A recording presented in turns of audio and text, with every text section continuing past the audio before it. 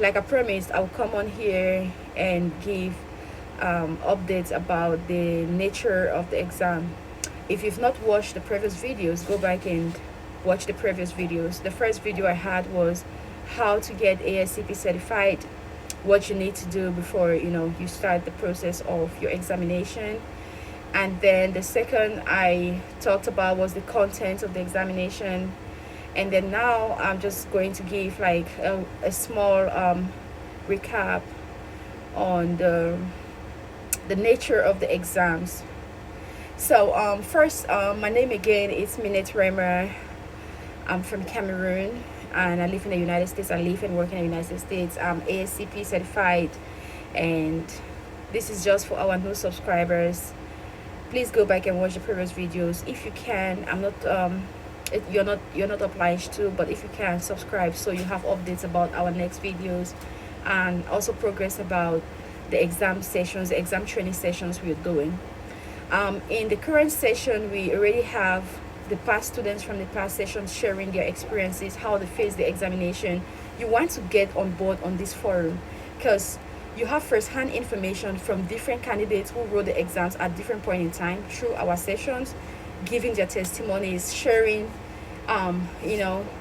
their experience facing the board. Again, we have a non-disclosure when you're taking the board, not to disclose the exam questions and answers, but there is no agreement stating you can discuss your experiences. People can tell you stuff they're familiar with, when they took the examination. They can also tell you certain areas of the examination that they had more questions from, the tricks they apply, the techniques we teach in the sessions, and how they apply the techniques and how it works for them. You want to be on this forum, guys. You want to join the sessions to have first-hand experience on how this works.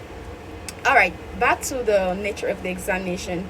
You have 100 questions for 2 hours 30 minutes, and you want to be fast when approaching these questions because it's a board certified examination. Of course, you know that before you get certified, you must prove to the examiners you are worth being certified to work, not just in the United States, but to be ASCP certified. You need to prove to the examiners you are calculative, you're a highly thoughtful person, you know what you are doing. And like I promised, I will just give a recap, a small, because I cannot be too long on this video. I always plan to be at most 15 minutes on most of these videos. So I'm using my break time. This is break time at work. I'm using my break time to make this video session for you guys. And stay on the channel. Please subscribe. Stay on the channel because after this video, I will make a training video on blood bank about a certain technique we talked about in one of our class sessions. All right. So yes, you want to be quick when approaching the exam questions. You want to first of all read and make sure you understand the questions, and then take your time. If it's a question that's going to take you more time, move to the next question. There's a setting you can actually save the questions for later. You can flag it for later, and then you move ahead to the next questions. And you want to be really accurate on time. In this life, time is everything. You don't expect a question with level 2 difficulty to have 5 points over a question with level 5 or level 6 difficulty. And most of those questions with a high level of difficulty are pretty much hands-on questions you see in the lab, questions, practical questions that a tech, a scientist, a clinician should know. Those are the high level point allocation questions. For instance, if the examiner is going to ask you what test tubes do you use in hematology, what test tube is suitable, or for example, let me use a straight textbook question. What do you need to do first before collecting blood? Or what are the most sources of errors in blood bank? So those are pretty much straight textbook questions that they expect any clinician to know. Like it's the basic, the fundamentals any scientist should know. Those level of difficulties are pretty much about 3, 4, or 5. They are not so high. But when you start approaching questions like a 9-year-old was brought into the hospital with maybe a critical situation, they give you the patient history, the hematocrit was this level, maybe they just give you a brief history about that patient, and they ask you what could be wrong with this patient. What is your first suspicion on this case? Because this is a case study question. You don't expect that level of difficulty to be the same as the straight textbook questions I just mentioned, right? Because this is a high level question. You have to be thoughtful, you have to be smart. As a tech, they expect you. A doctor can just put a call through to you and say, hey, I have this patient in front of me, and this is a history of the patient, and I was thinking I want to like go on a D-dimer, or maybe let's say we want to get a CMP for the patient, and what do you think could be, another test I could like write out for this patient? Doctors do that. Sometimes some doctors do call, like, hey guy, I've ordered this kind of test for this patient, this is a history, look at it and let me know if there's something else I'm missing or you want me to add on. Some doctors do that. Yeah. And you have to be thoughtful. You don't have to go in the book to find out, you have to know these things off the top of your head. As a smart scientist we all are, right? So you want to prove to the examiners you can handle these situations, these kind of situations, because they want to test you mentally as well, how ready, how mature you are to handle a situation, like this or similar situations. Those high thoughtful questions, you want to know how to approach them. These are part of the things we discuss in the forum. We don't just give study materials. We don't just give you head up about the exams, right? We discuss these kind of scenarios. I bring up case study questions. We discuss together as a class, and we brainstorm. People share their experiences, how they approach these exams, what they use, how they pass. I share mine. I have other people in the team who share theirs, and this help people boost. It boosts your morale. How to approach the exam. First of all, before you approach an exam, you have to be ready mentally. If you really defeat an exam mentally, you are confident, you're surely going to make it. But if you're approaching an exam, you're unsure, you are insecure about your knowledge that you have, you are nervous, you're already defeated, because the first battle starts in the head, in your psychology. If you're defeated mentally, you're already defeated, that's it. So we try to prepare you guys for all of this. Like I was just explaining, we have to pay attention to these high thoughtful case study questions. I'm sorry if I'm speaking a little bit too fast and the machines behind me are humming and producing a little bit of noise. I'm trying to be as audible as possible. Again, I'm not a native speaker. I'm not an American, So just try to, I don't know if the auto captions are working for you guys, but try to pay attention. My accent is from a French origin, so I might not be super clear when I speak and pronounce certain things, but you can always use the auto caption, or if there's something I said that you do not understand, you can always send me a message on the comment section or an email, and I'll be glad to follow up with you when I can. But again, I'm just doing the most I can. This is how I speak on a day-to-day basis, so I'm just trying as much as possible to be explicit enough. Bear with me. The accent thing will never go away. It's my identity. It's who I am. Okay. The nature of the exam. So we are done talking about the level of difficulty of certain questions. Let's go to the next part of like the nature of the exam. You also have the ability to go back after you're done, review everything, and change your answers. You can change your answers as many times as possible, and that's why I always insist on students having enough time ahead of them, because if you spend above a minute, you'll be struggling to close up to finish up your exam with barely limited time, and you will not have the time to go back and see the questions you missed or the questions you do not have right. Because the more you approach the exam, the more you go forward, the more you have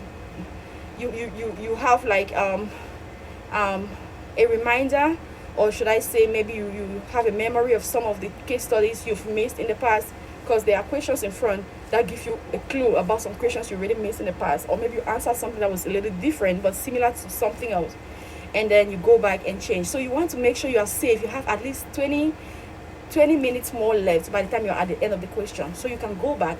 Even if you do not miss so many questions, you can always go back and review and see what you missed, or you check and see if there was anything you left out in the course of you answering your questions. I have a couple of questions I'm going to answer from a few students who left on my on the comments and in my emails. So I will only take two because I don't want this video to be over 15 minutes. We're already at 12 minutes right now. I'm sorry. I'm trying to be as fast as possible. All right. So yes, one of the questions I had from a student from South Africa. She said she had her degree in 2015 and she's wondering if it can still be valid. Yes, of course it can be valid. I've had students in my sessions whose degrees were from 2012, 2012. And the most important thing is for you to follow the process. Like I discussed on the first video, go through your evaluation credentials. And then once that is done, you are good to register with the board. You know the routes you can register for, because after your evaluation credential, it already gives you an idea of your equivalence, the education standard equivalence in the United States. And so it gives you a clue about the routes you're going to choose in your examination. And if you need help with how to go about the voice evaluation credential, your education credential evaluations, you can send me an email. If you have problems with how to approach the application process of the ASCP itself, you can also send me an email. In this forum I'm talking about, all of these counseling sessions are scheduled for free. If you're already in the forum, make out time, because I'm not committed to.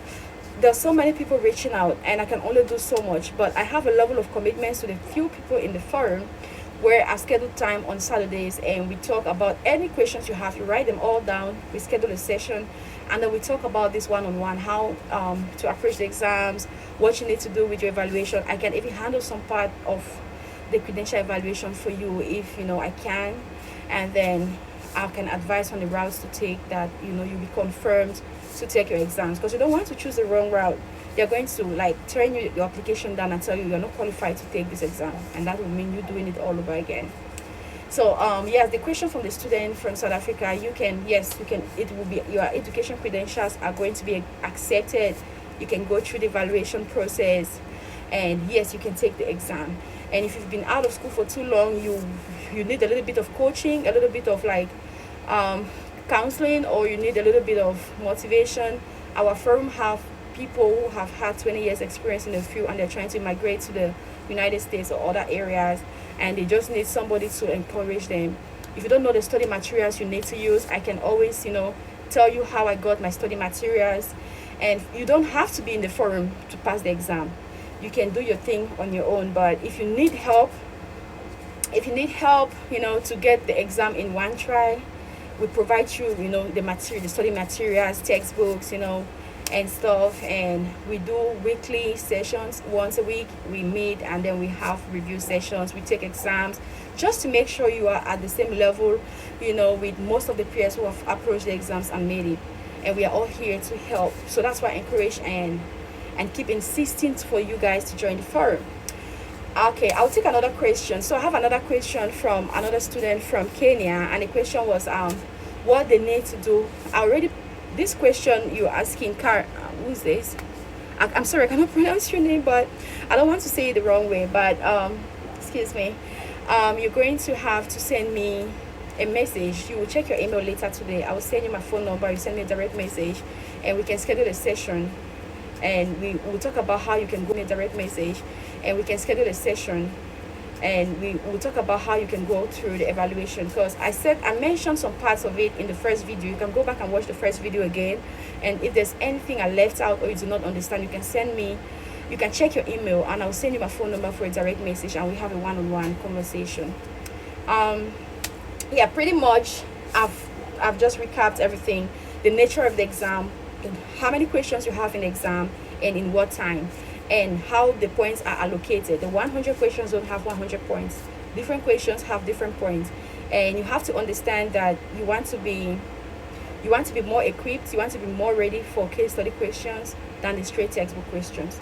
You want to be more prepared in hematology, blood bank, chemistry, than in maybe parasitology, immunology, or lab operations. Because in the manual ASCP gives out, it's aligned how many percent each of these courses carry in the exam. So if you're good in hematology, which is almost 20% of the exam, you're good in blood bank, which is like 20% of the exam, you're good in chemistry, Even if your microbiology background is not so strong, but you balance up parasitology, immunology, and lab operations, you're going to pass the exam big time.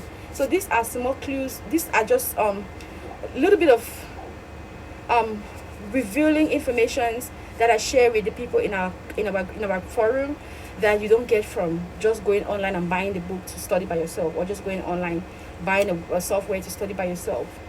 You don't get all of these clues, but I'm sharing part of this for free. But there's more we discuss in the forum, because I don't want to reveal so much on some of these videos. But yeah, I wanted to talk about the nature of the exam, and we have that done. We have that covered. So watch out. You can just like or share or subscribe. I don't know how this works. I'm not very steady on YouTube. I'm not like a full-time YouTuber. I only put this information out there to help some people from backgrounds like me. I'm an international scientist who, moved to the United States. And if you are here from out of the United States, whether Europe, Asia, Africa, wherever, I know how to help more. And also, if you're in the United States and you just want to share, you just want to know how we approach the exam, our techniques, our materials, we can as well, share with you. So I'm going to go ahead and do 1 or 2 training videos. So you subscribe so you can see the videos on the next update that you're gonna have on the channel. If you have further questions, keep sending them to my inbox or to the comment section. I'm very prompt at replying my emails better than I do on the comment sections.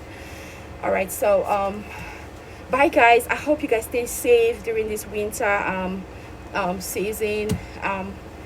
Yeah, I hope you guys all stay warm and safe, and God bless you all. Talk to you again when I see you. Bye.